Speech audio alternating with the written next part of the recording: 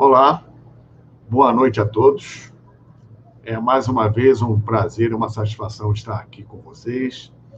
Agradeço novamente a Karen, ao Dorim, a equipe do TV Galáctica, especialmente a Karen e ao Dorim pelo convite, me ofertando a oportunidade de estar com vocês aqui, e a presença de vocês, a audição de vocês, que estão deixando de fazer algo em suas vidas e dedicar esse tempo para ouvir o que é transmitido, não só aqui como em outras lives e na pesquisa que vocês fazem.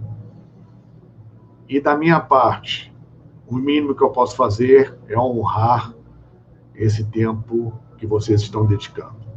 Muito obrigado a todos.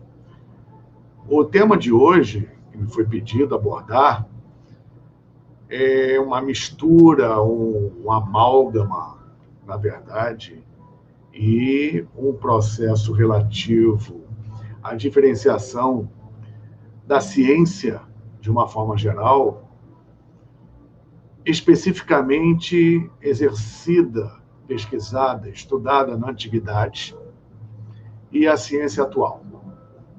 Tá?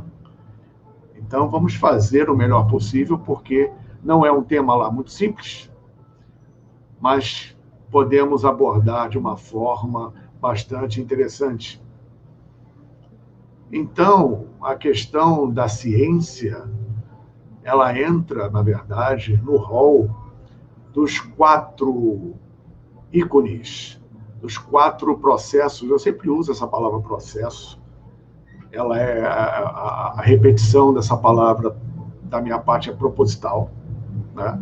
E esclarecendo, aproveitando essa oportunidade, que nessas lives, nesses trabalhos, em nenhum momento eu ou quem quer que seja da equipe do TV Galáctica, do Pilares de Hermes, Escola de Mistérios, quer mexer ou alterar, mudar ou atacar, muito menos, a fé, a crença de cada um.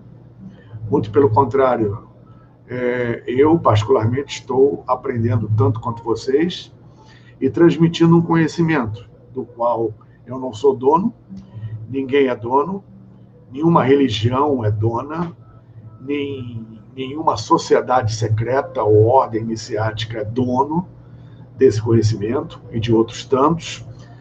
Somos apenas depositários, salvaguardando esse conhecimento para que, num momento como esse, a partir de uma transição planetária, ele volte ao seu legítimo dono da melhor forma possível e saudável, que é a humanidade. Onde, no passado remoto, no Satya Yuga, na idade ou era das divindades, em que as divindades, os seres de luz, transitavam aqui pela Terra junto com a humanidade, e depois houve esse processo de queda, resultando na era atual, no Kali Yuga, que isso é um processo cíclico, natural, cósmico, onde os valores são invertidos e onde o mergulho na materialidade é muito grande. Tá? Então, a partir daquele momento em que se dissociou esse processo,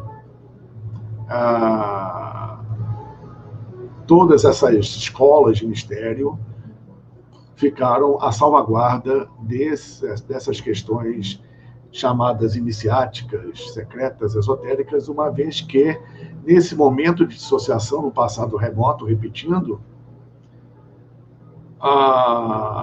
que não existia o secreto, não existia o oculto, não existia o hermético, não existia o esotérico, e passou a existir.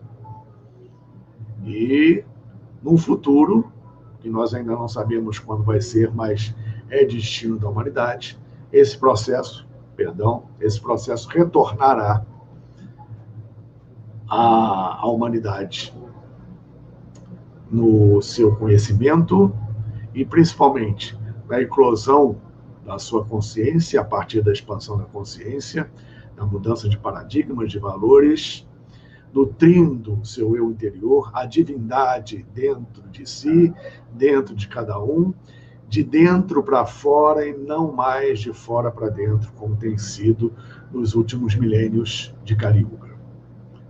Então, naquela época, ciência e conhecimento e religião no seu verdadeiro sentido, o religare, a reconexão cósmica, que na verdade não era nem religare, porque todo mundo estava conectado, não existia algo secreto, né? Era de conhecimento de todos como chegar à divindade.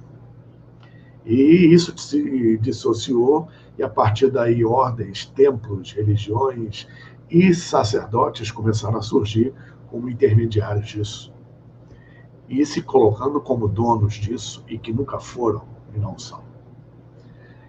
Bom, a ciência, ela era uma coisa só junto com a espiritualidade. Nós estamos já adentrando num processo, numa etapa evolutiva em que, novamente, teremos a ciência tendendo para a espiritualidade tendendo para a ciência, até que se unam novamente.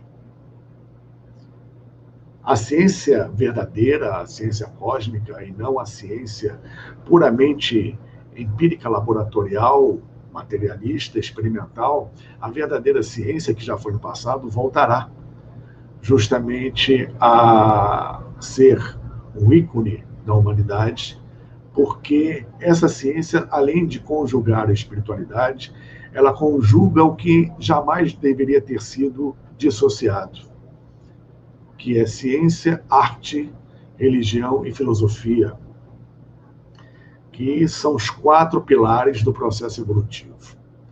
A expansão de consciência, a eclosão para a espiritualidade, geralmente se dá dentro de um desses 4 pilares, ou ciência, ou arte, ou religião, ou filosofia. Todos chegam ao lugar comum. De uma forma consciente ou inconsciente, todos nós trabalhamos em algum momento com esse aspecto nato artístico, ou filosófico, ou científico, ou religioso, espiritual. Mesmo o ateu, que não acredita em Deus, ou não acredita na espiritualidade como é, assim, oferecido a ele, mas acredita em si mesmo. E como ele é um reflexo da divindade, de uma forma ou de outra, é ateu, meu Deus, graças a Deus. Mas isso, óbvio, é uma observação, não é nem de longe uma crítica. É uma constatação que nós observamos no dia a dia, no cotidiano, no comportamento das pessoas, quando elas normalmente estão no automático, e quando saem do automático e o seu inconsciente aflora, nós vemos as verdadeiras reações, a verdadeira maneira como a pessoa está naquele momento e como ela se comporta. Quando ela é pega de surpresa. Não adianta você, numa autossugestão, numa autoajuda, olhar para o espelho e dizer para si mesmo que você é bonito, que você é gostoso, que você é isso, assim, aquilo, se você não sente esta realidade dentro de si. Isso é ciência. Os antigos tratavam disso muito bem. E não só essa ciência cósmica interna, como a ciência propriamente dita, dentro do que nós entendemos hoje, na sua ortodoxia, lembrando que isso também é relativo, porque a heresia de ontem é a ortodoxia de amanhã, enquanto vigorar esse período que estamos atravessando, esse processo científico, filosófico, artístico e espiritual, ele se dá no ser humano de uma forma natural, e tudo que é natural está ligado à divindade. E a ciência, como estudiosa, como sempre foi, antes e agora, da natureza e da lei, ela tem, obviamente, um papel fundamental. E na antiguidade não foi diferente, porque é um mistério ainda, por exemplo, como está aqui atrás, ó, uma reprodução de como era naquela época, como foram construídas as pirâmides. Hoje em dia não existe tecnologia suficiente para construir uma grande pirâmide de Quéops. Que tecnologia foi empregada? Ainda não se sabe. Porque a grande pirâmide ela produz, como outras, dependendo da angulação do ápice, essa angulação é o que determina justamente o nível de frequência vibracional que a pirâmide absorve e gera e trabalha.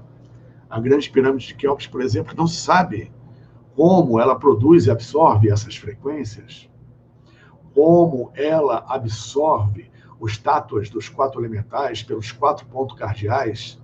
Por isso que a orientação geográfica norte-sul da grande pirâmide e das outras são perfeitas, considerando-se justamente a sua época de construção, que também é um mistério. Embora a egiptologia date isso, não tem como, dentro desse parâmetro que a egiptologia coloca, entendermos que a sua construção se deu na data 2500 a.C., quarta dinastia do faraó Rufo, Quéops. Existem outros elementos que sugerem que não foi, pelo menos nessa data, assim como a esfinge, muito mais antiga até que as próprias pirâmides, mas não vamos entrar nesse conceito. Em se tratando de Antigo Egito, nas pirâmides, por exemplo, e na pirâmide de Quéops, se desconhece a natureza da grande câmara que foi descoberta há pouco tempo, que acumula neutrinos. A pirâmide como uma possível usina de força.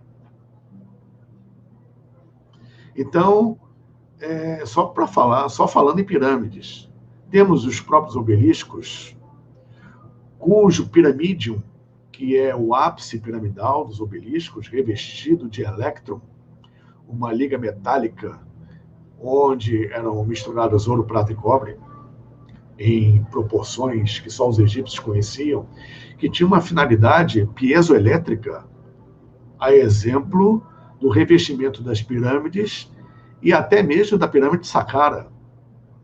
Elementos piezoelétricos que formam, na verdade, uma grande bobina, como os egípcios antigos conheciam isso. A ciência antiga, em muitos casos, está sendo redescoberta pela atualidade.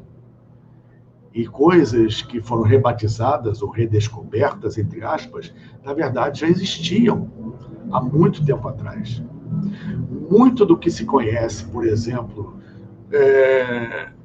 na filosofia do Tao chinês, no livro dos Vedas e nos hindus, principalmente a casta Brahmani, dos próprios egípcios e da própria Kabbalah, por exemplo, estão ligados ao que hoje se concebe dentro da física quântica, da mecânica quântica, num olhar físico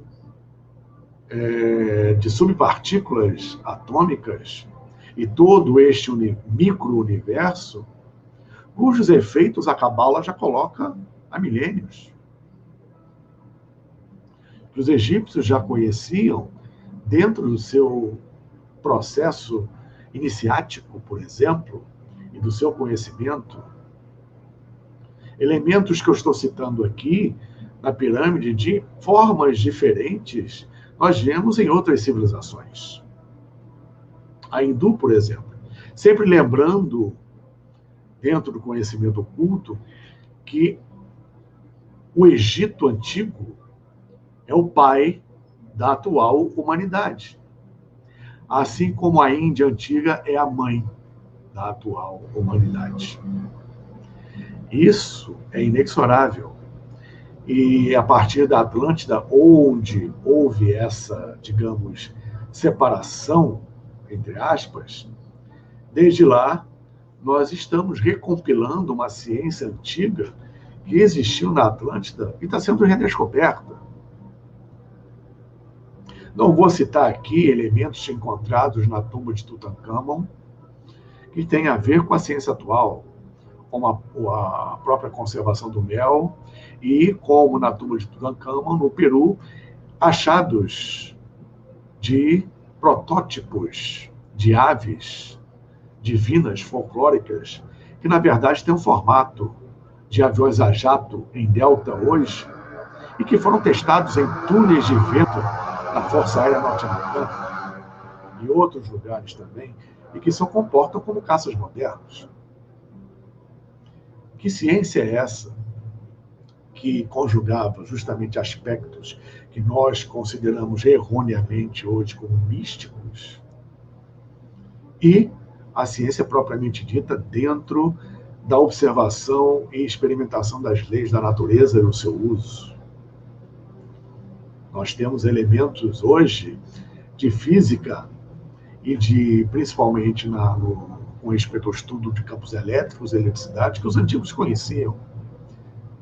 Existem, por exemplo, achados arqueológicos nas ilhas gregas, em Antiquítera, mais especificamente, de elementos que parecem mecanismos de medição, ou bússolas, ou sextantes, ou oitantes, que são instrumentos de navegação, complexos e delicados.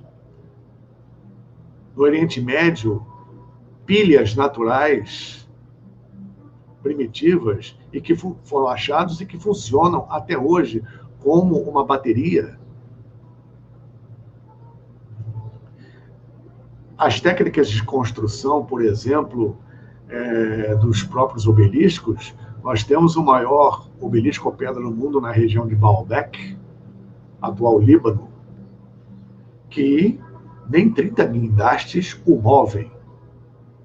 E pedras dessa natureza foram utilizadas para erguer, naquela localidade mesmo, templos muito antigos e que, por cima dessa estrutura, templos gregos foram construídos.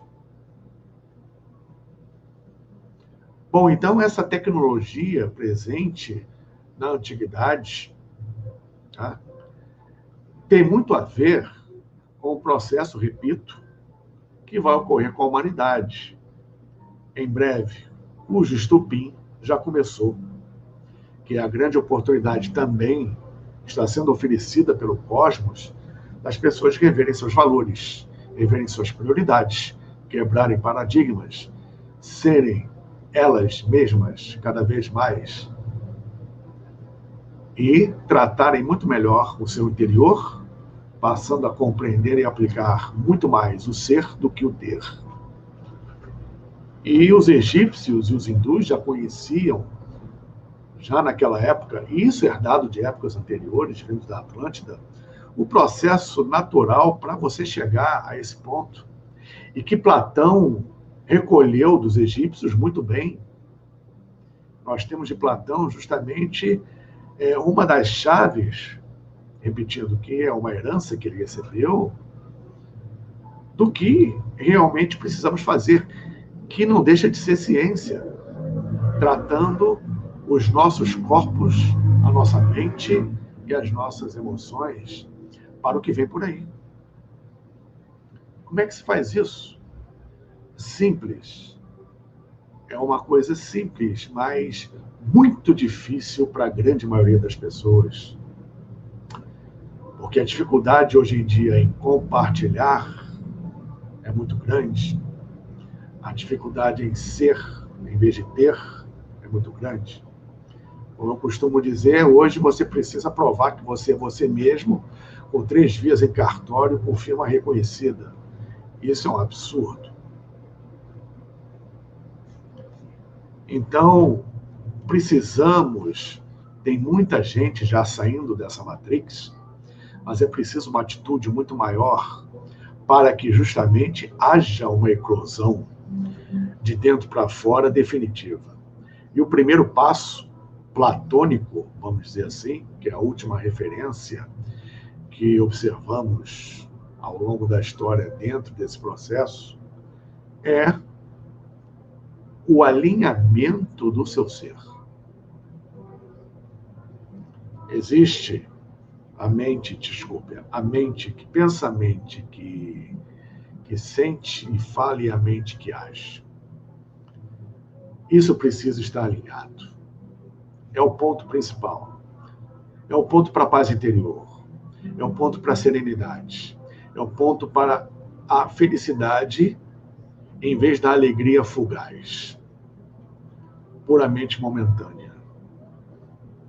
É o ponto de reencontro consigo mesmo. Por quê? Porque a grande maioria das pessoas perdeu isso, a humanidade perdeu isso, e tem dificuldade de se reencontrar. O que é esse alinhamento? Esse alinhamento é o alinhamento dos corpos. É o alinhamento do mental superior, abstrato e descendo, abstrato e concreto, com o seu astral, com o seu etérico, com o seu físico. É o quaternário inferior. Se ligando ao Atma Buddhamanas, que é a trindade se manifestando dentro da linguagem oriental.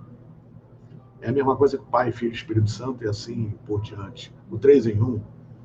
E isso se dá por uma ponte chamada ponte de Antakarana, onde o fio de Sutratman ele se alinha. E como é que você começa a alinhar isso? É justamente tendo a consciência que existe a mente que pensa, a mente que fala e sente, a mente que age. O que isso significa, sem mais delongas?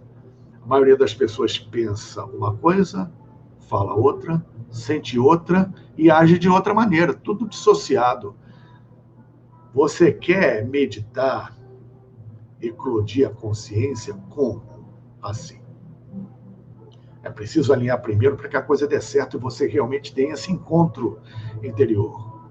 Quando eu digo ser honesto consigo mesmo, ser você mesmo a cada dia, tirando suas máscaras, tirando as cascas da cebola em que você está lá dentro, vendo, analisando, numa autocrítica, numa autoanálise. E isso é ciência antiga, que hoje virou outra coisa, mas na verdade é a verdadeira ciência, o ser humano lidar com ele mesmo, para que a divindade prevaleça mais uma vez. Tá? É você avaliar nessa autocrítica o que é seu e o que veio de fora para dentro. Uma ideia que você comprou da sua família, da sociedade que você vive, dos seus amigos, da mídia, aquilo realmente é seu? É realmente dessa forma que você pensa, que você sente?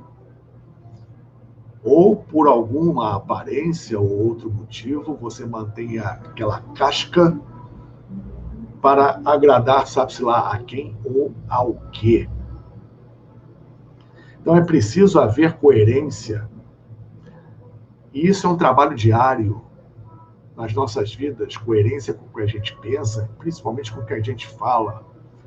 Eu, para estar nessa live aqui, eu preciso ter um mínimo de coerência no que eu estou falando em relação à minha vida em geral. Que, é claro, não vai ser perfeita, muito longe, porque estamos aqui encarnados para errar. É a partir do erro que a gente cresce. Mas repetir o erro já não é lá muito producente. Então, dentro desse processo, que é científico, tá? É a coisa mais importante a se fazer. Reencontrar-se consigo mesmo. A gente podia falar muito aqui sobre a ciência propriamente dita, né, em relação à ciência antiga, que já falamos alguma coisa, mas de nada adianta se você não consegue lidar consigo mesmo, com as suas emoções, se você está no automático o tempo todo, se você não tem o domínio da sua vida e das suas emoções, o seu sentido, não controle. Controle ninguém tem controle de nada ou de ninguém. Isso é ilusão. Não se controla nada ou ninguém. E o estresse e energia depositada para manter esse controle, entre aspas, é imenso. A gente não aguenta.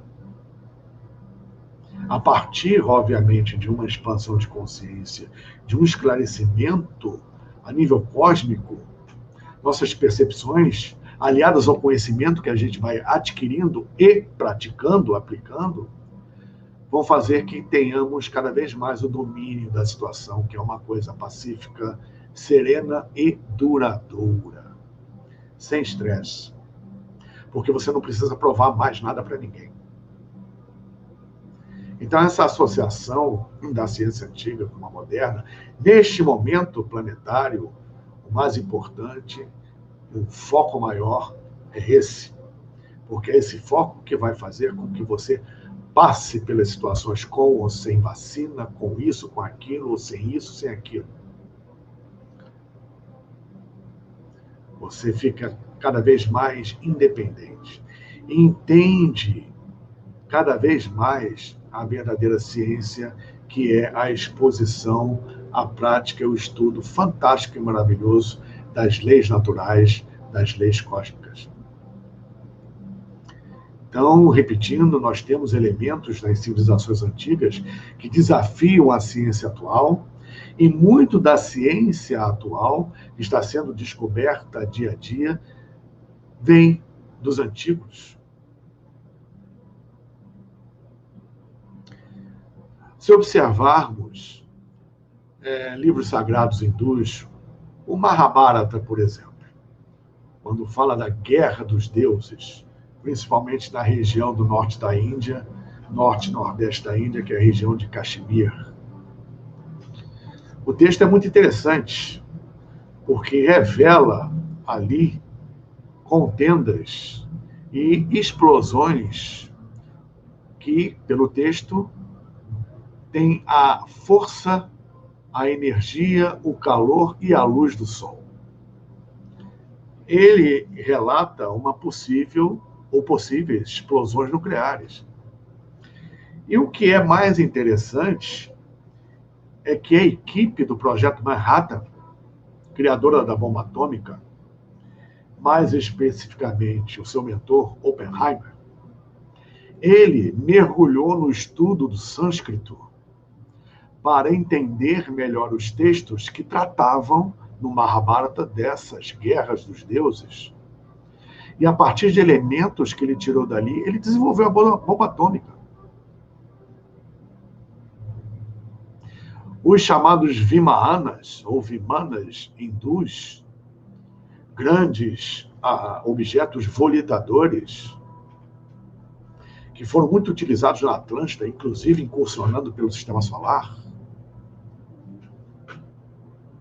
Muitos desses Vimanas vêm nos seus desenhos acompanhados de textos em sânscrito, verdadeiros cânticos, que traduzidos, na verdade, são elementos técnicos, uma vez que alguns Vimanas têm uma forma que foi copiada pela astronáutica da atualidade, especificamente a NASA. A própria cápsula que levou os astronautas na Apollo 11, no pouso da Lua, um módulo de comando e um módulo de serviço, esse conjunto se assemelha muito a um Vimana, um desenho de um Vimana de milhares de anos atrás. Nós temos, querendo ou não, uma conjugação de ciência nesse nível material e experimental, uma conjugação muito grande entre o conhecimento do passado e o que está sendo descoberto hoje. Uma conjugação de forças. Muitas descobertas, repito, vêm justamente de experimentos do passado. Muita coisa está sendo descoberta com respeito a tecnologias e desenvolvimento dos povos antigos, especialmente Índia, Egito e Grécia, desenvolvendo artefatos, desenvolvendo material bélico. Os chineses também não ficam atrás com respeito a isso, que ao longo do tempo não existia a chamada produção em série ou produção em massa, e foram deixados para lá, uma vez que não existia a industrialização como nós conhecemos hoje, e muita coisa foi redescoberta a partir, inclusive, de Leonardo da Vinci, e está sendo redescoberta até hoje. Para vocês terem uma ideia, acho que já citei isso aqui antes, mas vale a pena repetir, a Biblioteca de Alexandria, em aproximadamente 46 a.C., quando ela foi incendiada, ela era um atrator de conhecimento, de sábios, de eminências, de estudiosos, pesquisadores do mundo inteiro. Todo mundo ia para lá estudar, pesquisar, trocar ideias, etc. Muito antes da Biblioteca de Alexandria existir, no auge do Antigo Egito, pelo menos 1.200 anos antes disso, os povos vinham ao Egito como hoje em dia se vai à Índia e outros lugares assim.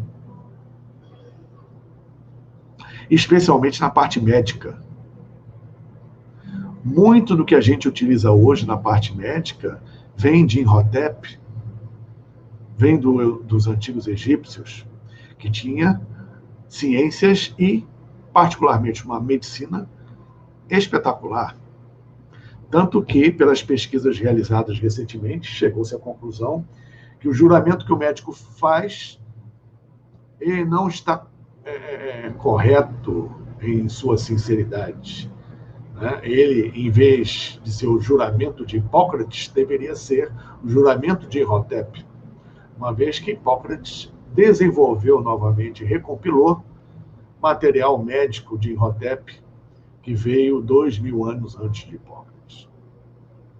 Filosofia, que os gregos tanto tinham, muitos aprenderam no Egito e 2.000 anos antes dos gregos, ou 1.500 pelo menos, existiu o primeiro grande filósofo, vizir do faraó Djerer-Izetzi, da 12ª dinastia, que era Ptah-Hotep,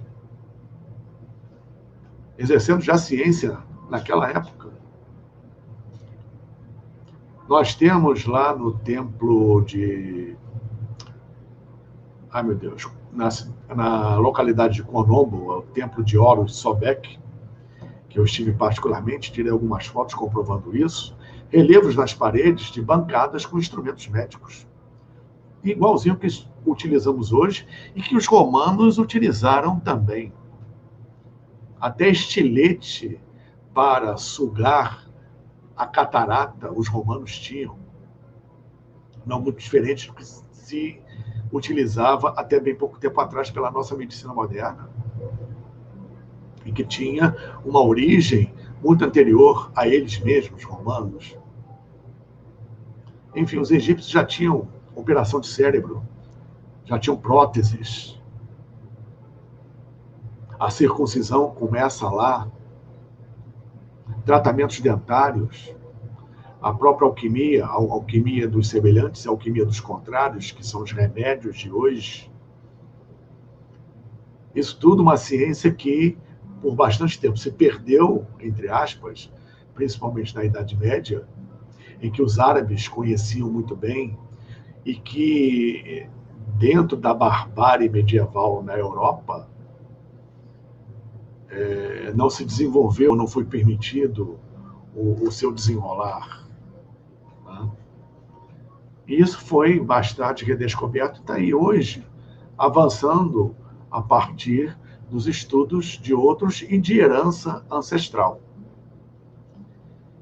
Então, esse tema é interessante para nos situarmos dentro do nosso processo evolutivo e do ponto que nós já deveríamos estar.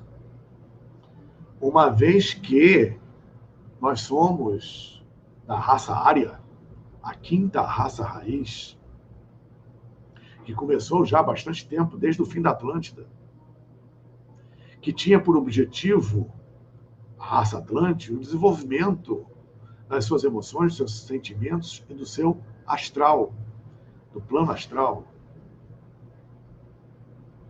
E também do seu duplo etérico, o seu lado animal, instintivo, vital. A humanidade se perdeu.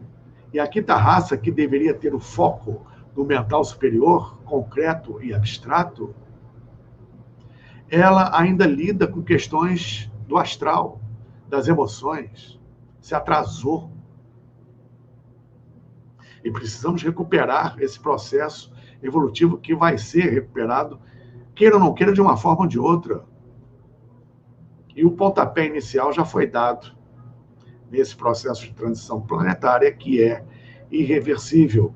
Sabe-se lá o tempo que vai levar isso tudo.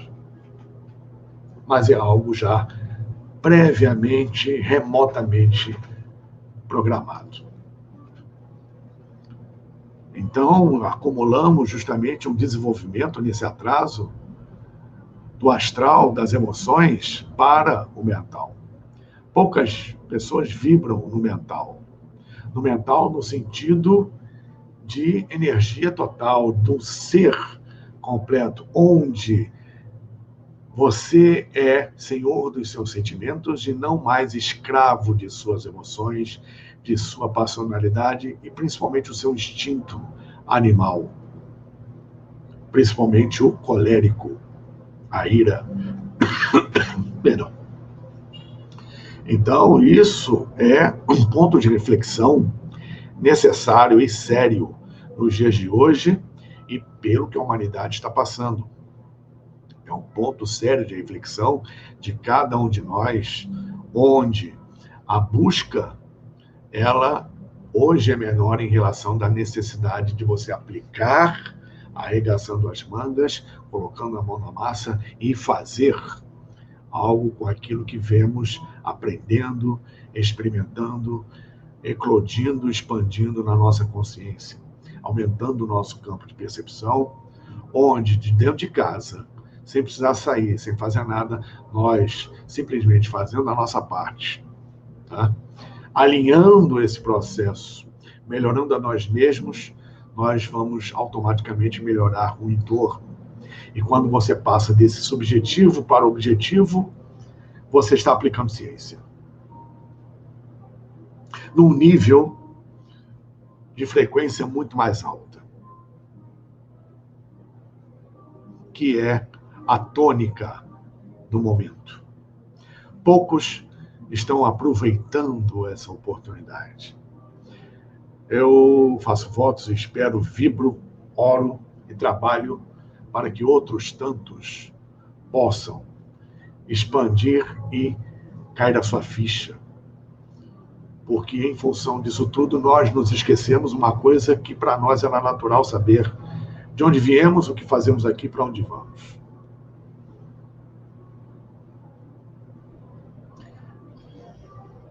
Uma hora ou outra, tudo aquilo que, por exemplo, nós consideramos, a partir de determinados estudos, que estão equivocados, uma hora isso, a verdade aparece. O importante, e a partir desse conhecimento você é mais eficiente na sua ação, e mais próximo com o seu eu divino, com o divino em tudo, evidentemente. Enquanto isso não ocorre, fazendo a nossa parte, nós, direto ou indiretamente, estamos não só desenvolvendo isso, mas oferecendo um pouco de luz, um pouco de alento, um pouco de carinho, um pouco de amor, um pouco de aconchego a todos aqueles que precisam, que estão desorientados, tá? E que se dispersaram consigo mesmos. Porque, na verdade, quem está encarnado aqui nesse planeta, independente se tem algum conhecimento prático, está teoricamente mais avançado ou não é melhor do que ninguém, está todo mundo no mesmo barco. Então, quem já está um pouco na frente, na quilometragem disso aí e tal, está devolvendo à pessoa, na verdade, o que é dela, fazendo com que ela redescubra a si mesma nessa ciência cósmica. E aí esse efeito multiplicador, embora demore, acontece. Mas isso tudo também é feito com força positiva, com firmeza, com coragem, com determinação, sem olhar para trás, valorizando justamente a luz entendendo que a treva produz os erros necessários para que com eles você aprenda, porque enquanto está tudo muito bem, obrigado, ninguém age, ninguém faz nada. O nosso estágio evolutivo exige, né, que aprendamos pelas nossas próprias limitações, pelo erro. Negativo é que, sem querer, querendo, coloca a gente para cima, porque precisamos tomar as providências para superar as vicissitudes, as situações embaraçadas, complicadas, que na verdade não são problemas, são oportunidades e, como a Kabbalah bem coloca, são desafios. É por isso que é tão importante manter a frequência alta e ser você mesmo a cada dia, procurando alinhar isso, porque, olha, não adianta nada você ir à missa, tomar comunhão, não adianta nada você bater ponto no terreiro, não adianta nada você fazer as suas vibrações mentais, exercícios, etc, etc, etc. Se quando acaba aquilo ali, você vai falar mal do vizinho depois. Jogou a sua frequência alta fora. Tem que começar tudo de novo. A lei, ela é a lei. Não tem jeitinho passar a mão na cabeça de A, B ou C, porque fulano, tadinho, errou, mas é tão bonzinho. A lei, o karma e o dharma não querem saber disso. Muita coisa da espiritualidade, na verdade, não tem nada a ver com o que a maioria acredita que seja. E isso não sou eu que estou falando. Agora, independente disso, manter essa frequência alta implica, por exemplo, o cidadão está lá meditando. Tá? A maioria pensa que meditar é fechar o olho, esvaziar a mente e cantar o om. Ela está meditando. Meditar não é isso. Mas a pessoa que se engana acha que está meditando, etc. E tal. Eu digo que se engana, porque ela, quando sai dessa meditação, mal ou bem, errado ou certo, ela atingiu uma frequência de energia mais alta. Mas ao terminar a meditação, essa pessoa vai lá, levanta, tropeça, dá com a testa no batente da porta, grita xingando Deus e o mundo. Pé da vida. O que adiantou a meditação? Perdeu seu tempo, perdeu a energia, jogou tudo fora. E como tem uma frase aí que diz, que eu acho que é adequada porque a gente está falando, não adianta você meditar 1 hora por dia se nas outras 23 horas você é um boboca, para não dizer outra coisa. Um idiota, um imbecil. Então, tenha coragem de se olhar no espelho, ser honesto consigo mesmo, e vá em frente, vá à luta. Readquira a sua divindade. Readquira o seu verdadeiro eu, que não é fácil, existe luta, exige coragem, exige determinação e muito amor, muita paciência, muita tolerância. Bom, pessoal, eu vou encerrando por aqui. Espero que essa ciência renasça em cada um, dê frutos a partir de nossas ações, porque não se iludam, no plano físico nada funciona sem esforço, sem trabalho, sem atitude. Mas, ao mesmo tempo, é um privilégio estarmos encarnados, porque temos aqui todos os corpos. Temos, só que esquecemos, temos a ação em qualquer corpo superior e neste, em qualquer realidade existencial ou ambiência que esses corpos, em termos de frequência vibracional, estejam. Então, temos acesso a todos os planos. Pelo nome que é dado, para didaticamente ser melhor compreendido. Porque não existem estratificações, está tudo acontecendo aqui e agora.